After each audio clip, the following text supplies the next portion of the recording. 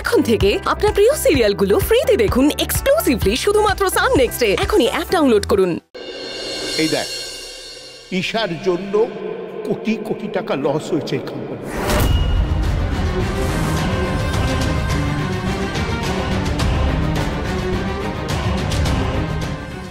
ঈশা এত টাকার গন্ডগোল করেছে?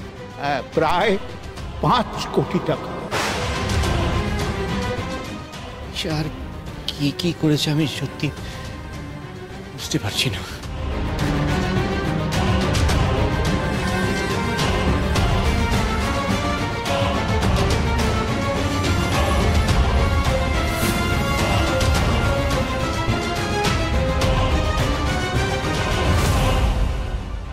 মিহি মনে হয় একাই সব খিচুড়ি খেয়ে নেবে। আমি চাই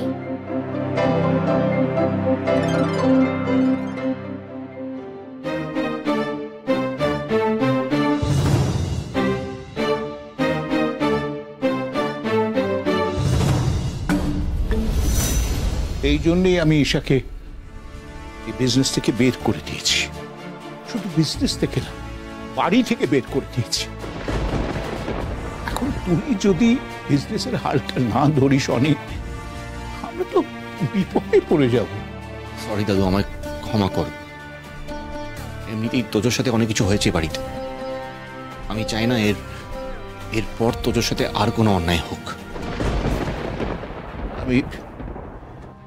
আমি বুঝতে পারছি অনেক, কিন্তু দেখ, তুই ছাড়া এই সংসারের এই পরিবারে হাল ধরার মতো তো কেউ নেই। আমি একটা অনুরোধ নিয়ে তোর কাছে এসেছি। তুই এটাকে অনুরোধও বলতে পারিস, আদেশও বলতে পারিস। অনেক, আমি কিন্তু কোনোভাবে তোর কাছ থেকে না শুনবো না।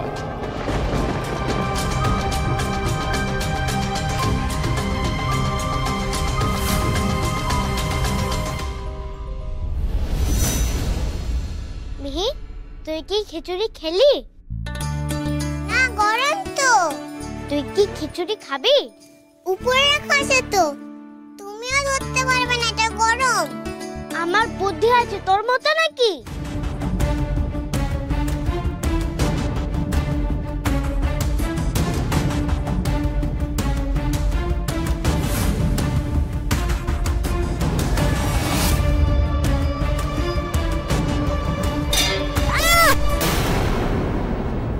তোজো? তোজো? বাবা! তোজো?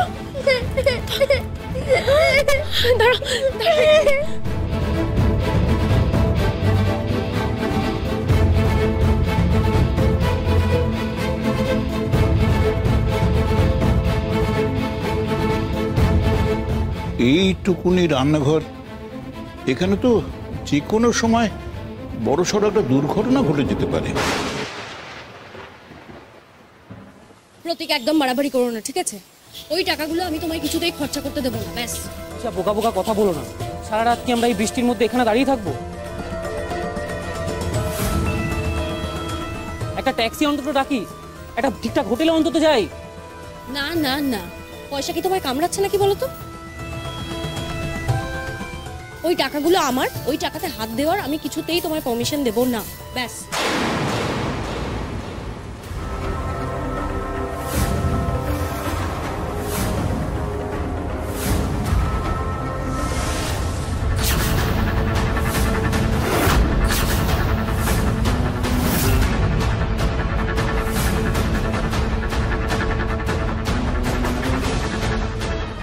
এক মিনিট, কি হয়েছে? কি চাই?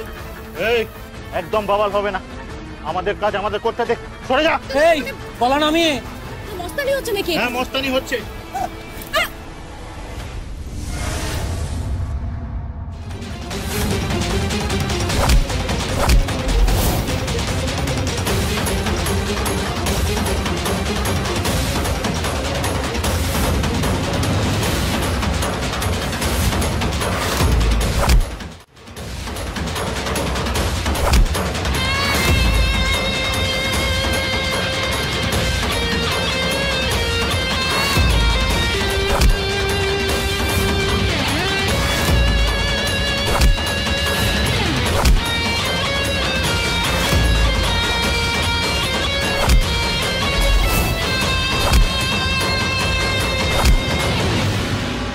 দিদির জন্য কম থানা পুলিশ হয়নি, আবার পুলিশ ডাকবো। পুলিশ আসতেও তো অনেকটা সময় নিয়ে নেবে। তাহলে কাকে ফোন করব? কে বাঁচাতে পারে? বৌদি। তোমাদের দুজনকেই না আমি ভীষণ বকবো। পাকামি করার কি দরকার ছিল? হাতটা দাও দেখি। জাগৃতি, ওদের বুকে কি হবে বলো তো? ওইটুকু জায়গায় যে কারো বিপদ হতে পারত। আজকে একটুর জন্য ওরা রক্ষা পেয়েছে।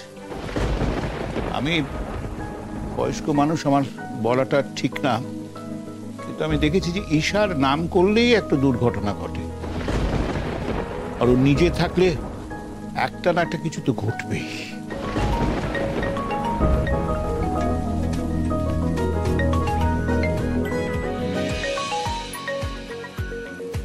পায়েল ফোন করছে, মা বাবার কিছু হয়নি তো?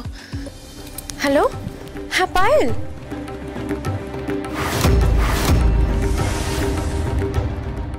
কি ঈশাদের বাঁচাতে হবে?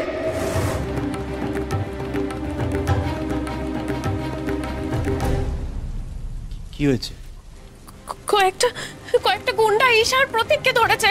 ঈশাদের কাছে ব্যাগ আছে বলে চিন্তাই করার জন্য ওদের উপরে অ্যাটাক করেছে।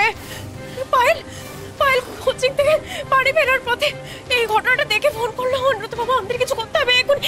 ব্যাপারটা কোথায় হয়েছে? বাড়ির সামনে নতুন বাজারের মোড়ে। আমি এক্ষুনি যাচ্ছি। আমি যাবো। আপনি কোথায় যাবেন? বাড়িতে বসে থাকলে আমার টেনশন হবে অনুব্রত বাবা, আমিও যাবো প্লিজ। ঠিক আছে। দাঁড়াও তোজো, দিদি ভাই একটু যাও তো, করিডোরের ওদিকে গিয়ে খেলা করো তো, যাও। ঠিক আছে। যাও। দেখো জাগৃতি, অনেক কর্মের ফল তো ভুগতেই হবে। পার্থবাবুরা নিশ্চয়ই ওদের আশ্রয় দেয়নি, আর দেবেই বা কেন? আমি তোমাদেরকেও বারণ করছি, তোমরা যেও না। যদি ওদের জন্য তোমাদের চিন্তা হয় তোমরা 100 ডায়াল করো, কিন্তু ওখানে গিয়ে নিজেদের বিপদটা বাড়িও না। পুলিশকে তো ডাকবো দাদু, কিন্তু পুলিশ যতক্ষণে আসবে ততক্ষণে কিন্তু বড় বিপদ হয়ে যাবে। সব থেকে বড় ব্যাপার, ঈশা এখন প্রেগনেন্ট। আমাকে তো পায়েল বললো যে ওর গয়না চিন্তাই করার জন্য গুন্ডারা চেষ্টা করছে। কোনোভাবে যদি ঈশার কোনো ক্ষতি হয়ে যায় তাহলে কিন্তু একটা সাংঘাতিক ব্যাপার হয়ে যাবে দাদু। প্রতীক আমার ছোট ভাই, ও আজ বিপদে পড়েছে, আর আমি বাড়িতে অভিমান করে বসে থাকবো? এটা হয় না দাদু, প্লিজ। ঠিক আছে, আমি যাওয়ার সময় পুলিশকে ফোন করে দিচ্ছি, কিন্তু আমি যাবো। গেলে যা, কিন্তু আমি আপত্তি করছি। ঈশাকে নিয়ে না তোরা বাড়াবাড়ি করছিস, সেটা করিস না। যে স্নেহটা তোরা দেখাচ্ছিস সেটা যোগ্য ঈশা নয়। দাদু, ঈশা আমার বোনের মতো। আমি জানি ও যে অপরাধ করেছে তার কোনো ক্ষমা হয় না, কিন্তু ওর বিপদে আমি ওর পাশে গিয়ে দাঁড়াতে চাই। দাদু প্লিজ। দাদু প্লিজ পারমিশন দিন। মানছি ওর অপরাধ করেছে, কিন্তু প্রতীকের বড় ভাই হিসেবে যদি আমি না যাই আজকে, সেটাও তো অপরাধ হবে, বলো? ঠিক আছে, যা তাহলে, কিন্তু অতি অবশ্যই পুলিশকে ফোন করবি। আমি এখনই করে দিচ্ছি।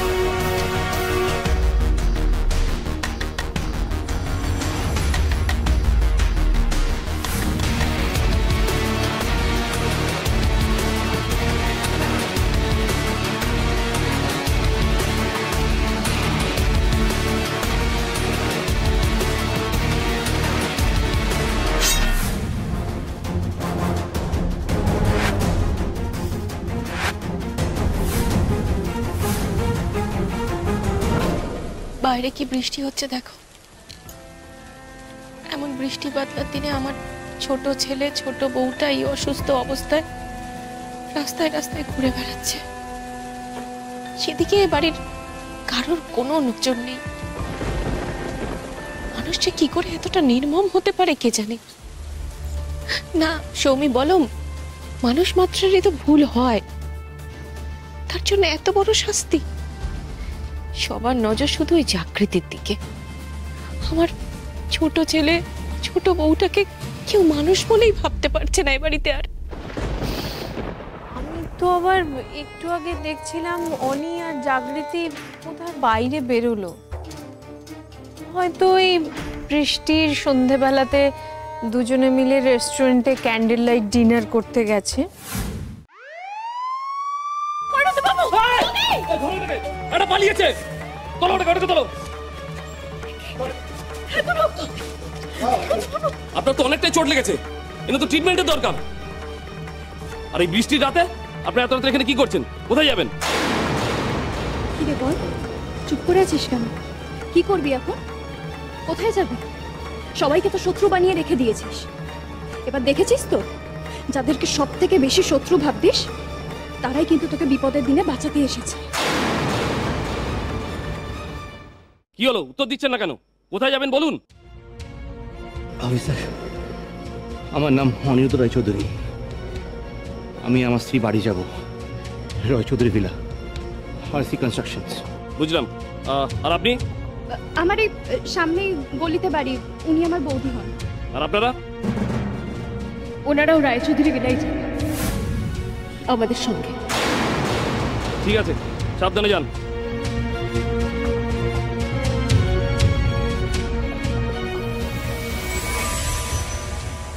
হ্যাঁ, যেতেই পারে। আজ তো ওদের ফুর্তির দিন। ঈশা প্রতীক দুজনকে বাড়ি থেকে বের করে দিয়েছে, এখন বাবাকে হাত করছে, তাই তো দেখতে পাচ্ছি। আর বাবা, সন্দীপ দেখেছো, জাগৃতির স্নেহে একেবারে অন্ধ হয়ে গেছে বাবা। ঠিক কথা বলেছে। এখন এই বিশাল সম্পত্তি ওই জাগৃতি আর অনি ওরাই ভোগ করবে, মানে সেদিকেই তো যাচ্ছে।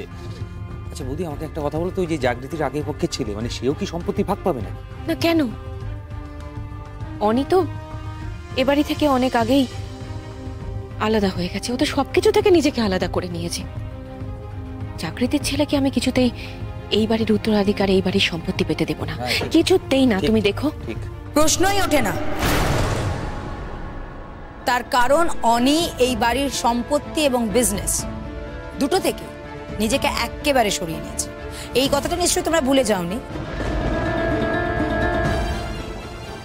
আর দেখো, অনি তো এই বাড়ি ছেড়ে চলে যেতে চেয়েছিল, আমরাই ওকে বাধ্য করেছিলাম এই বাড়িতে থাকতে, তাই না?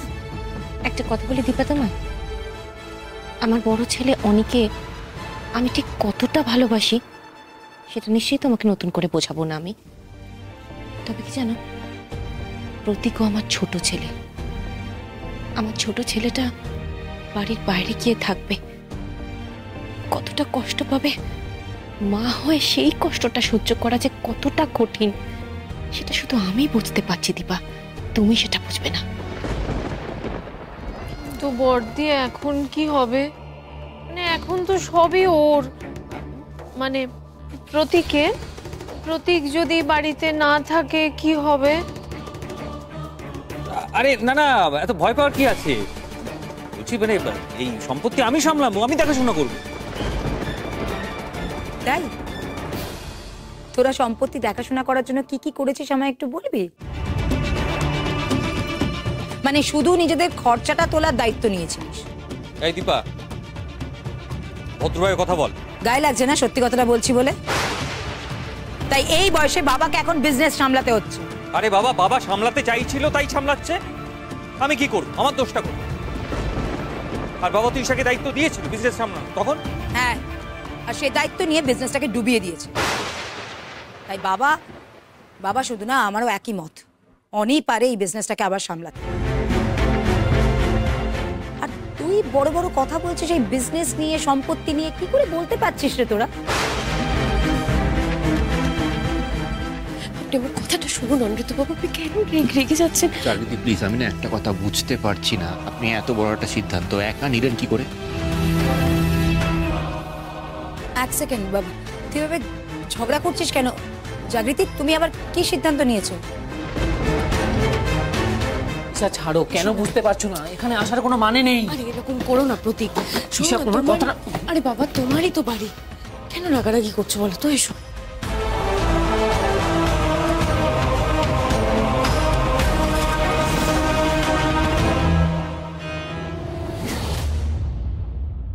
শিলা, শিলা একটু ট্রাভেলটা আনো না।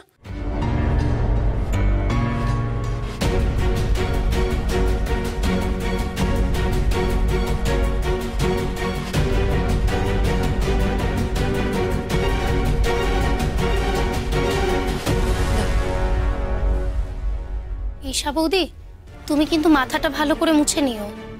তুমি তো প্রেগনেন্ট, এই সময় ঠান্ডা লাগলে কিন্তু খুব বিপদ হবে।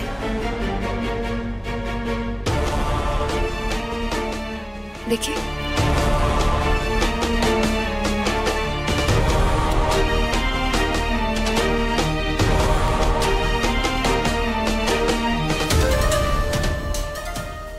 থ্যাংক ইউ বৌদি। ওরা এখানে কেন? আমরাই নিয়ে এসেছি পিসমণি। এক সেকেন্ড, আমরা না, উনি নিয়ে এসছেন। এটা পুরোপুরি ওনার একার ডিসিশন।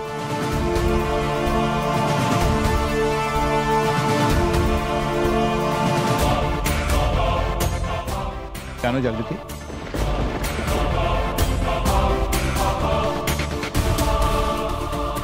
দাদু, তুমি এরকম একটা সিদ্ধান্ত নিলে কেন? দাদু ওরা রাস্তায় বৃষ্টিতে ভিজছিল। আপনি তো জানেনই ওদের ওপর গুন্ডারা অ্যাটাক করেছিল। ওদের কাছে গয়নাগাটি ব্যাগপত্র আছে বলে ছিনতাই করার চেষ্টা করেছে। আমরা যদি ঠিক সময় মতো না পৌঁছতাম তাহলে একটা বড় অঘটন ঘটতে পারত।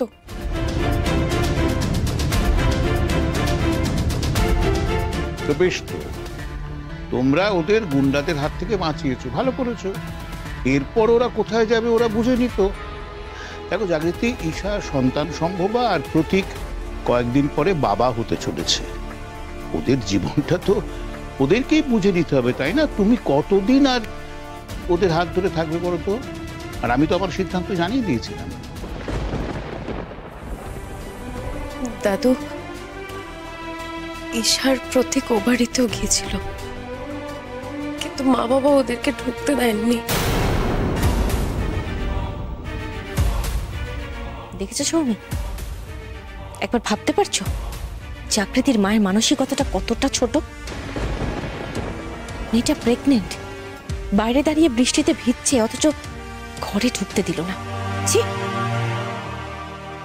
যেখানে আমরা ঈশার সঙ্গে থাকতে চাই না, সেখানে ওনারা বা চাইবেন কেন? হয়তো ওনাদেরও আছে। ঈশা এবং ওর দাদা যা করেছিল সে দোষটা তো ওদের ঘাড়েই পড়েছিল। আর তুমিও তো ওদেরকে কম অপমান করনি বড় বৌমা। চুরির অপবাদ দিয়ে বাড়ির চৌকাঠ থেকে ওকে তাড়িয়ে দিয়েছিল, সেটা বলে গেছে। আপনারা এই কাজগুলো আগে হলে হয়তো করতে পারতেন না, বা কখনো করার কথা ভাবেনও, কিন্তু ওই যে সৌমি বলল, পরিস্থিতি মানুষকে বদলে দেয়। ঈশা আর ওর দাদা প্রীতম মিহি দিদিভাইয়ের জন্য যা করেছিল, যে ক্ষতিটা করেছিল, সেই অপবাদটাও তো তুমি ওদের ঘাড়েই চাপিয়েছিলে, তাই?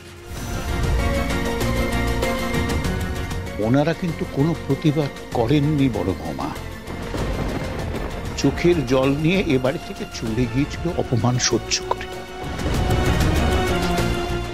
ওনারা ভেবেই নিয়েছিলেন যে এরকম ছেলে মেয়ের মা বাবা হওয়ার কারণে এই ব্যবহারটাই ওদের কাছে প্রাপ্য।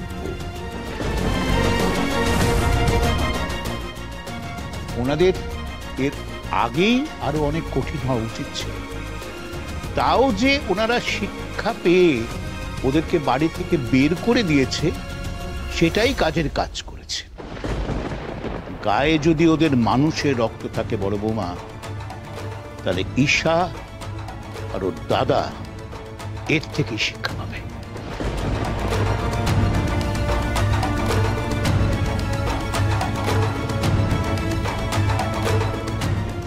দাদু দাদু আমি শিক্ষা পেয়েছি দাদু।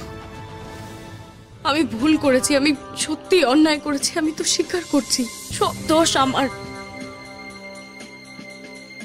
আমি হিংসে জ্বলে পুড়ে গিয়ে সবার সাথে অন্যায় করেছি, তার তো ফল ভুগছি আমি এখন। প্লিজ ক্ষমা করুন।